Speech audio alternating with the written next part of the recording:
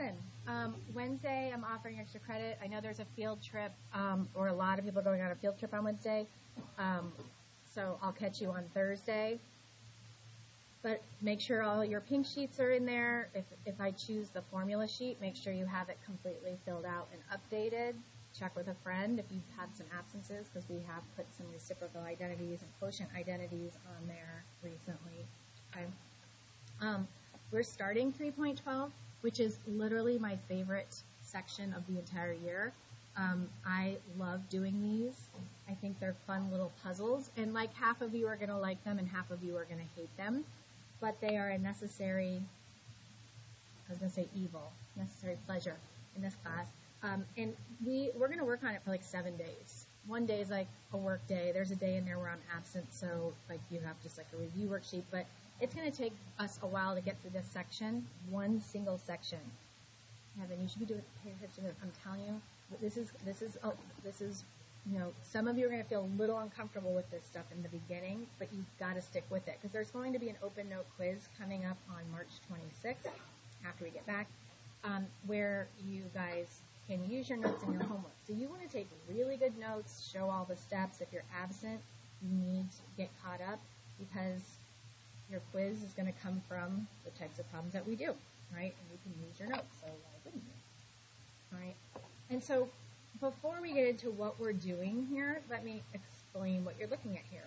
There's a whole bunch of different types of identities. These are facts. Identities are facts, things that are true. And we've already talked about a lot of these on this page already, like the reciprocal identities. We've talked about this, like who the friends are. Sine is cosecant flipped, and cosecant is sine flipped, and all that stuff. So those are your reciprocal identities, all the who's friends with who, as I said. We also talked about the quotient identities. Tan is sine over cosine, right? Y over x, same thing. So cotan is the flip of tan, so it's cosine over sine, or x over y. So we've talked about all of those. The Pythagorean identities are the new ones today that I'm going to go into depth on, and don't worry about those. We don't worry about those in this class. So what I want you guys to focus in on right now is the Pythagorean identities, okay? There are 3 of them, but really within those 3, there's a total of 9, okay? And we need to be familiar with them. And starting with that first one, sine squared x plus cosine squared x, that should look familiar. We've used that before. That's like Pythagorean theorem, but in unit circle language. I'm going to use this diagram down here to remind you of that. Here's quadrant 1 of the unit circle. So if I draw a right triangle in this quadrant, and I had 2 of the sides and I needed the third, you would use Pythagorean theorem, just like we have many, many times. Remember, this is your x, this is your y, but in trig we call x cosine, and we call y sine, and then on the unit circle this is a 1. So that's where we're getting cosine squared x plus sine squared x equals 1 squared, but we just write 1. That's where it comes from. It's a squared plus b squared equals c squared. X squared plus y squared equals r squared. We call it a whole bunch of different things. And it doesn't matter which comes first, right? Cosine or sine, because it's addition. The order doesn't matter. What I wrote right here is the same as what's written right here. They're the same thing, okay? But what you can do is write this 2 other ways. This is really important, guys. You can rewrite, and this is where I feel like some people tuned me out, so when it came up in part of the lesson in a second, they didn't remember it. Let me describe it to you in terms of algebra. You don't need to write this. If I gave you this equation, okay, x plus y equals 5, that's one way of having it written. If I wanted to, so right now you could say the 5 is isolated. The 5 is by itself. Everything else is on the other side of the equation. What if I wanted to isolate the x? What would I do? I wanted to get the x by itself. Subtract y, right? So x would equal 5 minus y, right? That's another way of writing that equation, right? I just subtracted y. And I could also get the y by itself, right? I could get y by itself by subtracting x. These are 3 versions of the same equation. They all mean the same thing. But there might be times that I want the 5 by itself, the x by itself, or the y by itself. But all 3 of these are equal to each other. Does that make sense to you guys? Just isolating different parts of the equation. So all I would do is the same thing here. So right now the 1 is by itself. What if I wanted to get the cosine by itself? Well, if I want to get cosine by itself, I would do what? Subtract sine. So I would have 1 minus sine squared x, right? If I wanted to get the sine by itself, I would subtract cosine. So you can write this original identity 2 other ways. And you'll see it like this all the time. You'll see it written like this or like this, and you need to recognize that where it's coming from. And I'll talk more about how we apply that in these problems in a minute, okay? And that's just the first one. There's 2 other ones. So I want to show you where these other 2 come from. Now, some years I feel like I don't cover these really. I'm like, yeah, these 2 also exist, but this is the one you see the most. And that's true. It's very rare to see these, but they do pop up once in a while, and then I'm like, yeah, it's those 2 that we didn't talk about. But I want to tell you where they came from. So I'm going to start with my original, this guy, because all of these come from this. So sine squared x plus cosine squared x equals 1. I'm going to write it twice.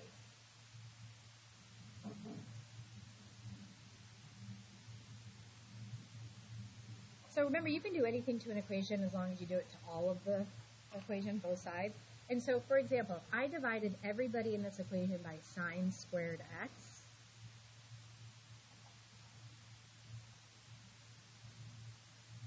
Let's see what I get. Sine squared x divided by sine squared x is just 1. Cosine over sine is cotan. So cosine squared over sine squared would be cotan squared.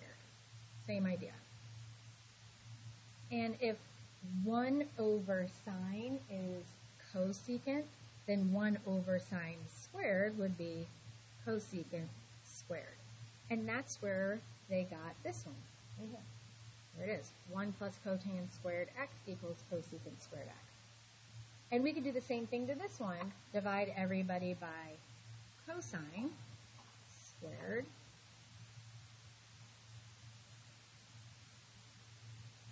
Sine over cosine is tan. So sine squared over cosine squared is tan squared. General reminder, students, is get your free EHS t-shirt, any grade level. That's given to you today during your lunch.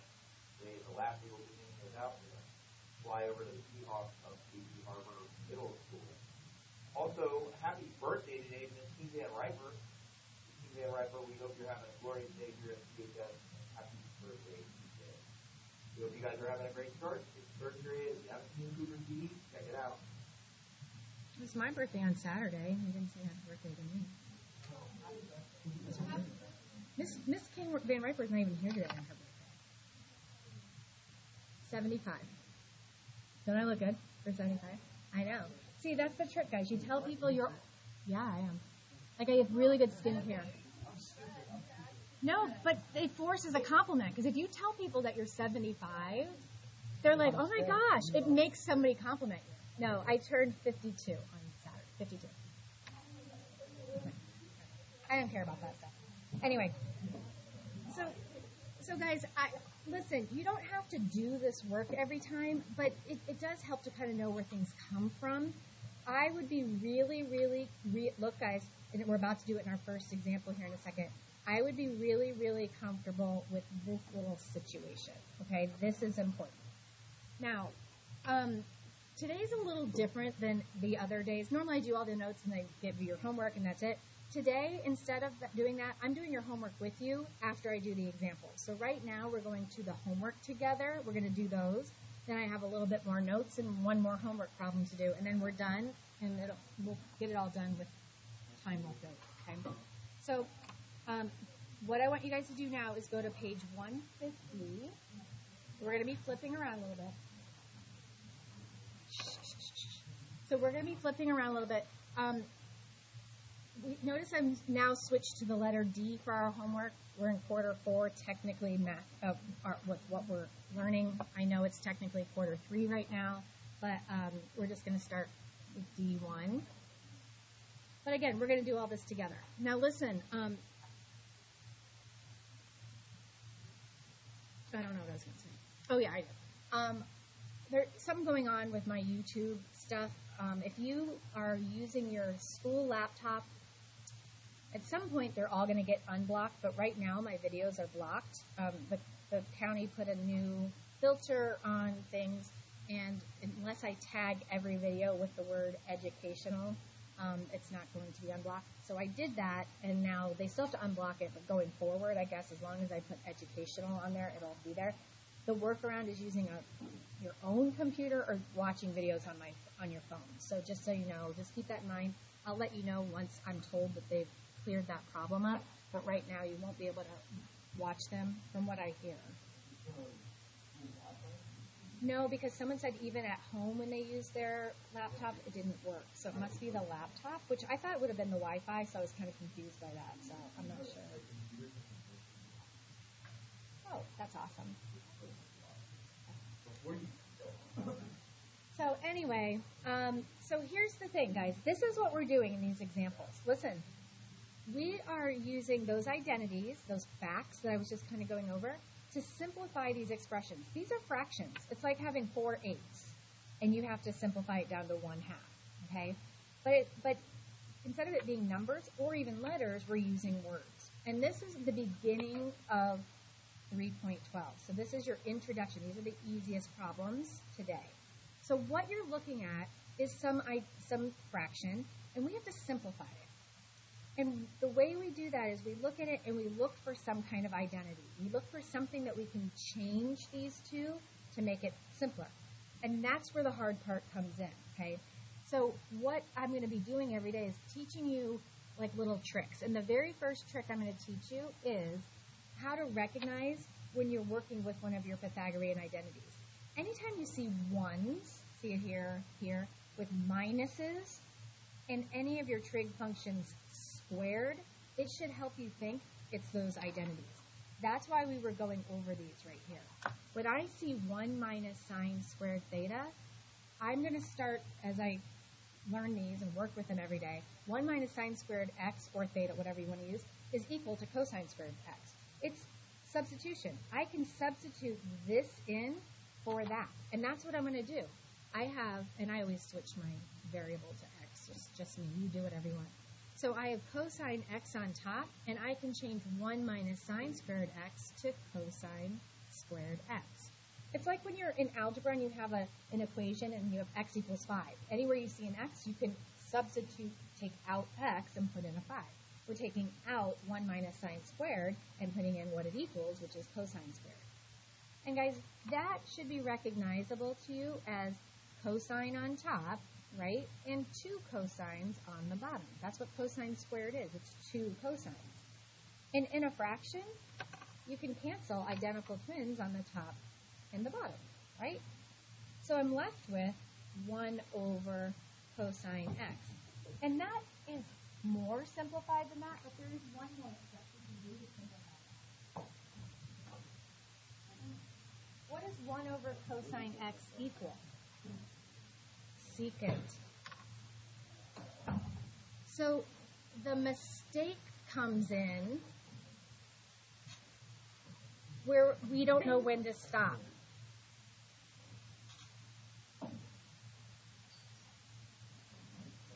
So guys, listen. It's kind of leaving, like if you were doing a math problem and you got an answer of 4 over 8, you simplified it down from whatever it was, but 4 over 8 is not done, right? 4 over 8 is 1/2.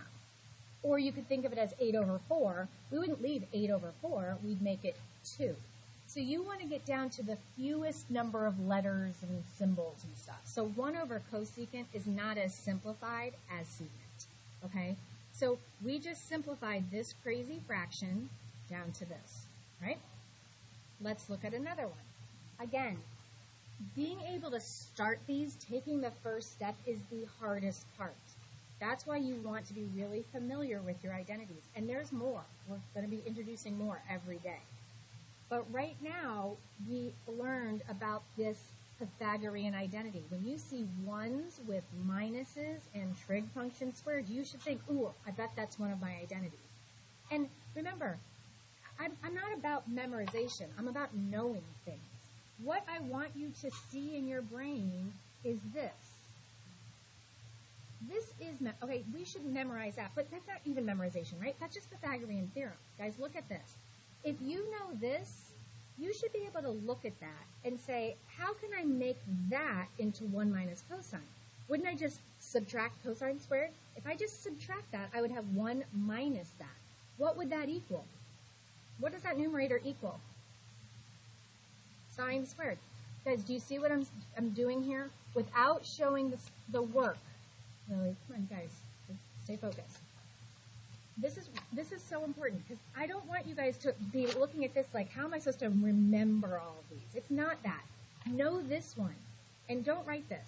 If I know this one, I should be able to. All of you, I know your brains. I know you. You all should be able to look at this and say, okay, if I subtract that to the other side without having to do it, okay, what do I have? I have this, right? So I can replace 1 minus cosine squared with sine squared. That numerator equals sine squared. And remember, change thetas to x's, leave it as theta, make it a z, I don't care. It's a variable, okay? I just will use that. So what does 1 minus sine squared theta equal? Look at it. What does it equal? Cosine squared. Look at it. Subtract sine squared. You don't have to do the work. You can visualize it.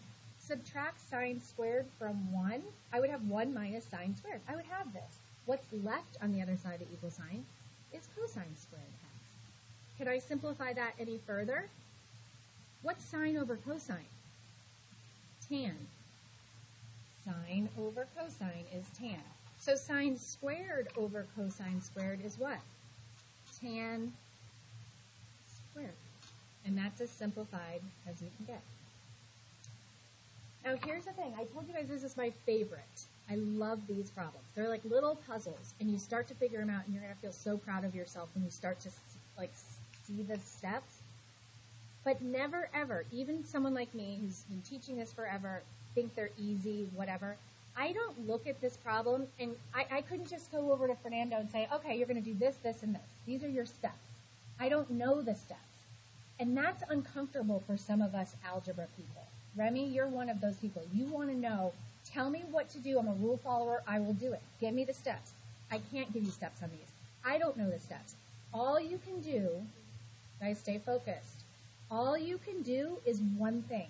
One thing, that's it. You do one thing, and that one thing leads you to the next thing until you can see through the fog, and you're like, oh, that's where I'm going with this problem. So what I mean is this. In those first two problems, we use the Pythagorean identities. The next trick, remember I'm going to teach you tricks? So we recognize Pythagorean identities with the ones and the minuses and the sine or cosine squares. We recognize it by that. The next and most common trick, the one you're going to use the most out of everything in the next couple weeks, is this one I'm going to teach you now. And that is change anything that's not sine and cosine to sine and cosine. Because I call sine and cosine like the grandparents of the family. They're connected to everybody below them. They have relationships with all of the other family members. Think about it. Sine and cosine have relationships with secant and cosecant, right? They're reciprocals of each other. Sine and cosine also have relationships with tan and cotan. Look, sine over cosine is tan. Cosine over sine is cotan. So often, you can take something that's not sine or cosine and change it to sine and or cosine, and it becomes something much clearer. And we can do that right here. Look at cotan, guys. Cotan is cosine over sine, right? It's the flip of tan. Tan is sine over cosine. Cotan is cosine over sine. Okay? Now, if it helps you to put a 1 under this, that's fine. You don't have to. But don't forget the stuff you already know that you do with numbers and then you learn letters. Now we're doing the same thing with words. When you're multiplying fractions together, You can simplify them by canceling anything in a numerator with anything in a denominator. Anything. It doesn't have to be right up and down. So sines cancel. And you're just left with cosine. That's it. Can't get simpler than a single word, really. Again, I see cosine y, secant y. Okay, again, I'm changing to x. Secant is 1 over what? Secant is 1 over what? Cosine. Don't forget what you already know. Every S needs a C, every C needs an S. Remember that? And again, can't we cancel those and those? What do we get? 1.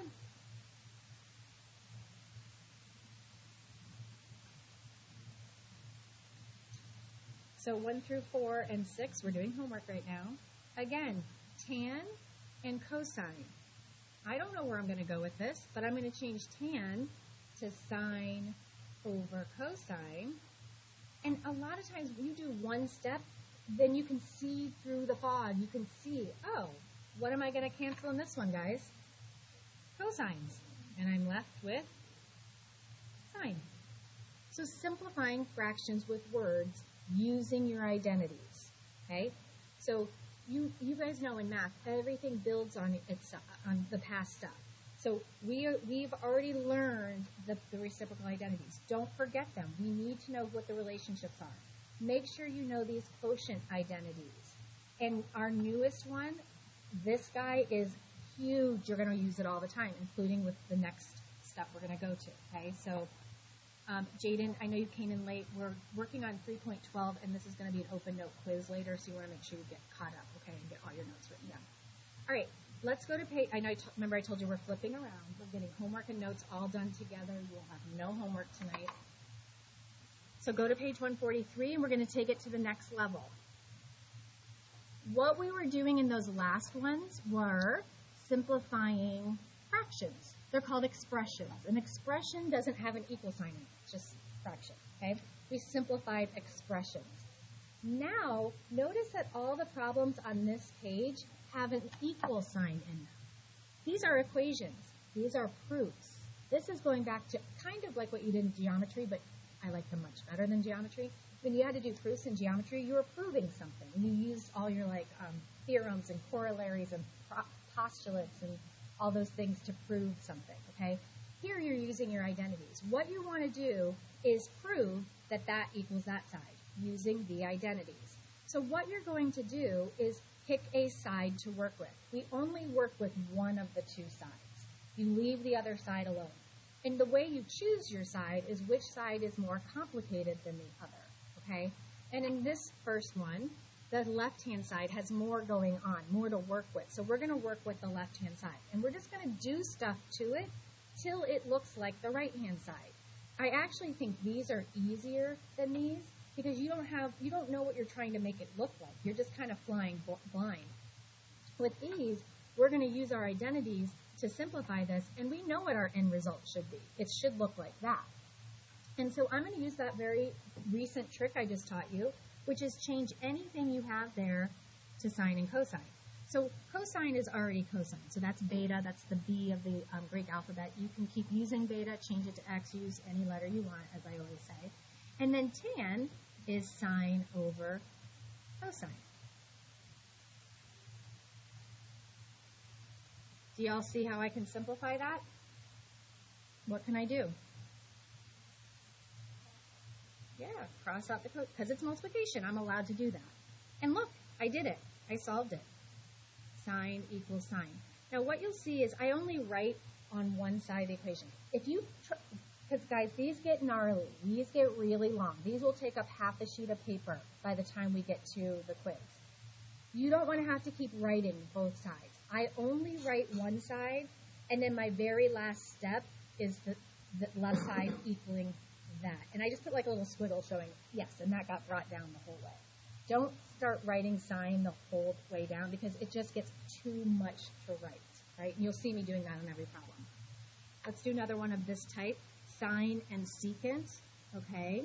I know I can change secant to 1 over cosine, right? That's something I can do.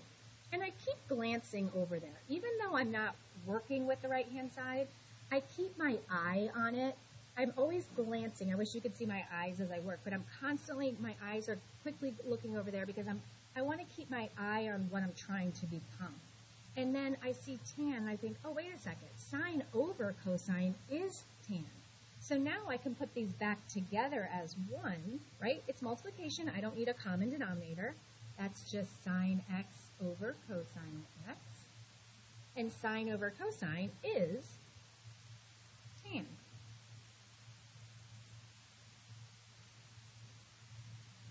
Okay?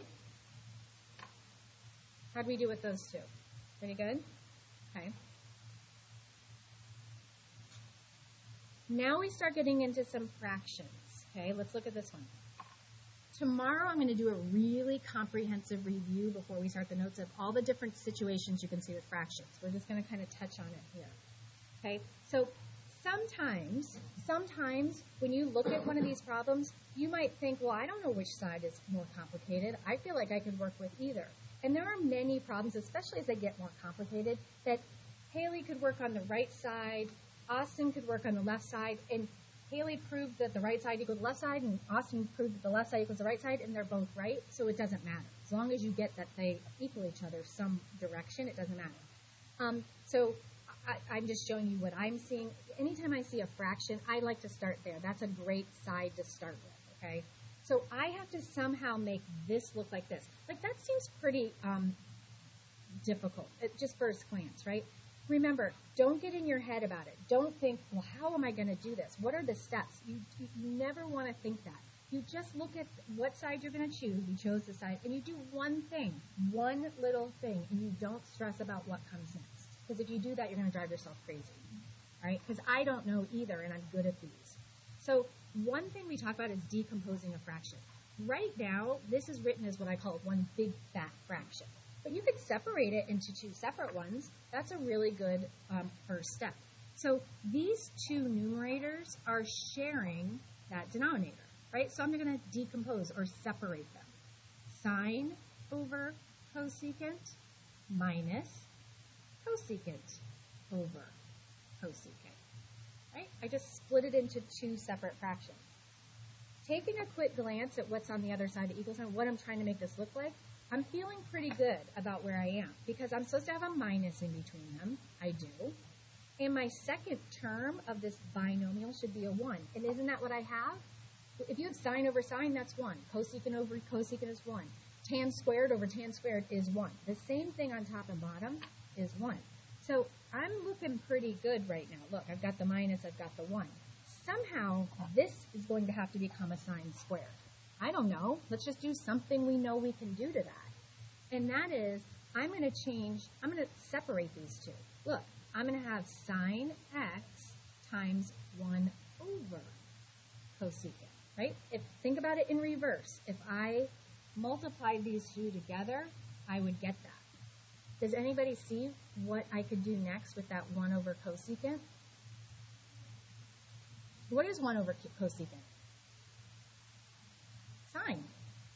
So a cosecant in a denominator is really a sine in your numerator, right? 1 over cosecant is sine.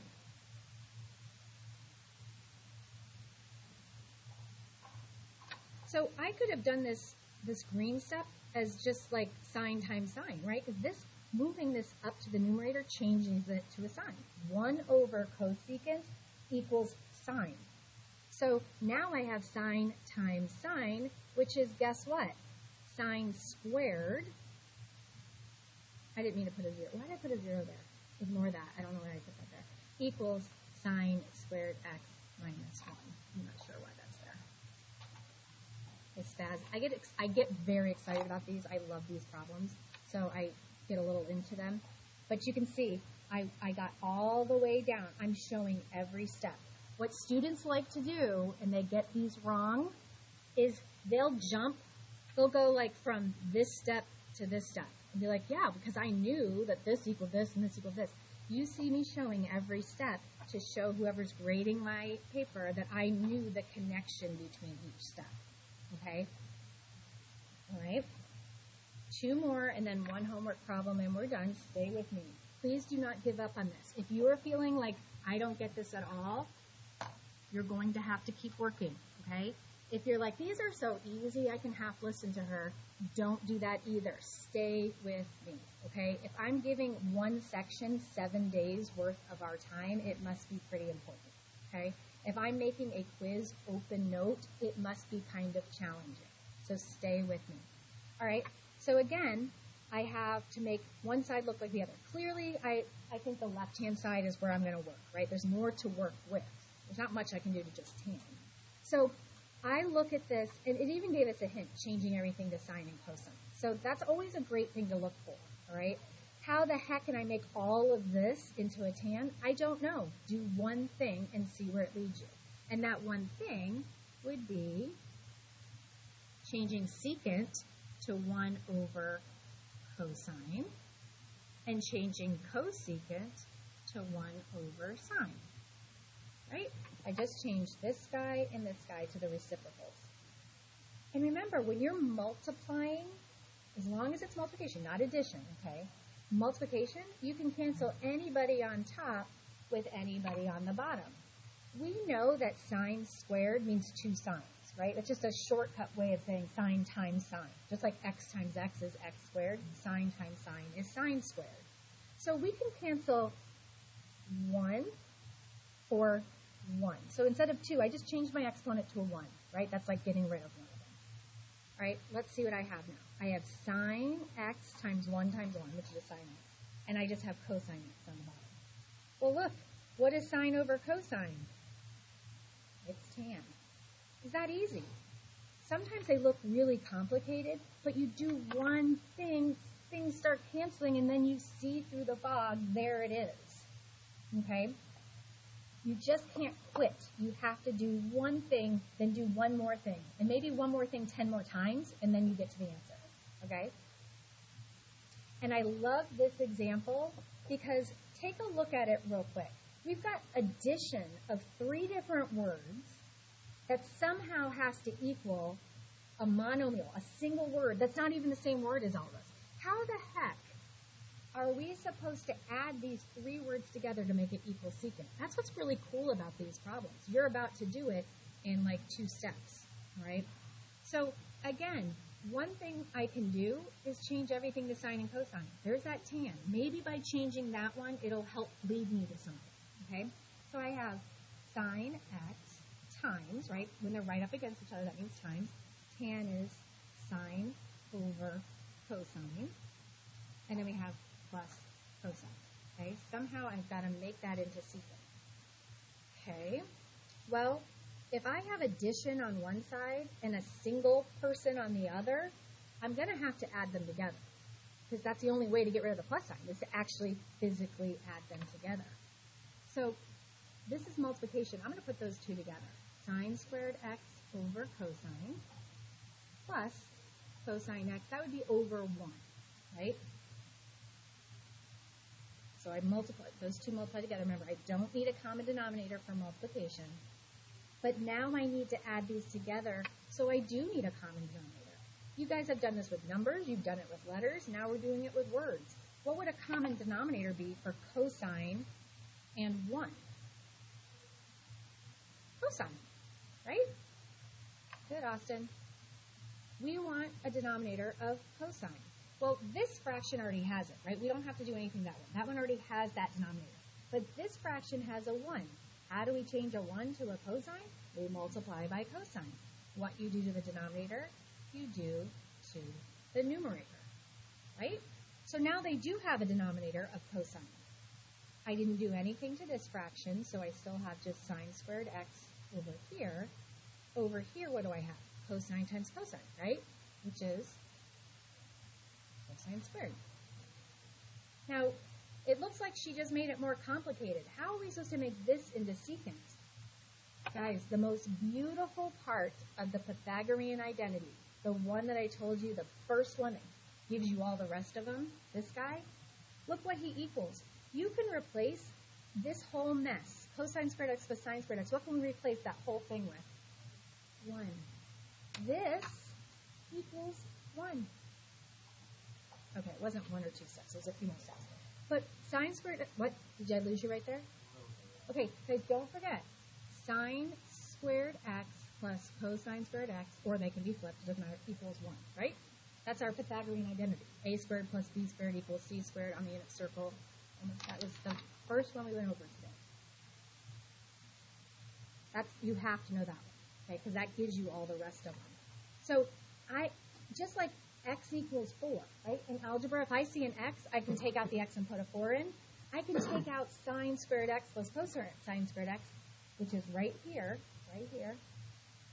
and make it 1. And now, what is 1 over cosine? Secant. It's substitution, guys. It's substitution.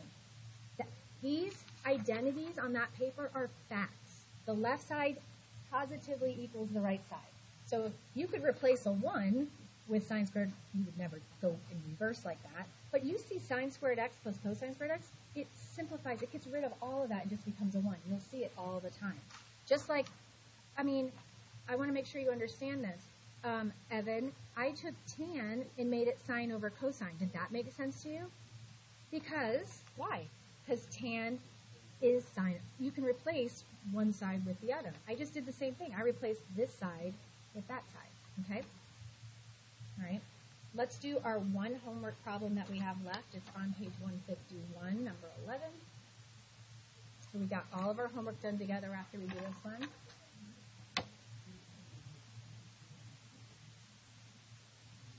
This one is similar to the one we just did. So if you got lost in that one, jump back in with us in this one, because look what we have. Subtraction of crazy words to equal cosine squared x. I don't know how we're going to get there. We're just going to do one thing we know how to do, and that is change everything to sine and cosine. Okay? So I have sine x times, what is cosecant? What is cosecant? Think about it. 1 over sine. That's right. Remember, s's and c's. Cosecant is sine. Secant is cosine.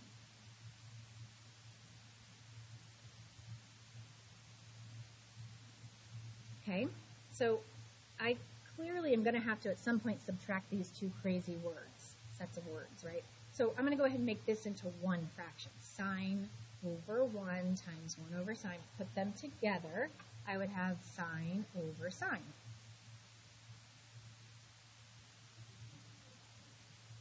I'm getting there. I'm showing every step though, okay? So yes, Remy's right, we can cancel those out. But you want to show every step. And that's the big thing, guys, with a proof, with verifying, prove this. You have to show me the connection between each step. So that's why I'm showing that. Now I can say, okay, sine over sine is 1.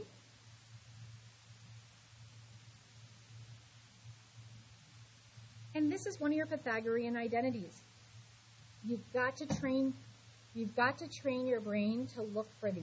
When you see a 1 with a minus sign, with sine or cosine squared, it's one of your versions of this Pythagorean identity. It's one of the ones where it's subtracted. So what are we missing? Who did we leave on the other side of that Pythagorean identity? Cosine squared, right? Cosine squared equals 1 minus sine squared. So we get cosine squared x, and there she is, cosine squared x. You would never have been able to plan those steps ahead of time. Tell your neighbor, oh, you're going to do A, B, C, D, all the way to Z, and then you'll get your answer. Nope, you just do one thing at a time, and that's where you have to get comfortable. How many people thought this was pretty easy? Few of you. I could tell a lot of you were really catching on. If you're not in that category, you've got to stay with me. Do not give up. Do not give up. Okay? All right.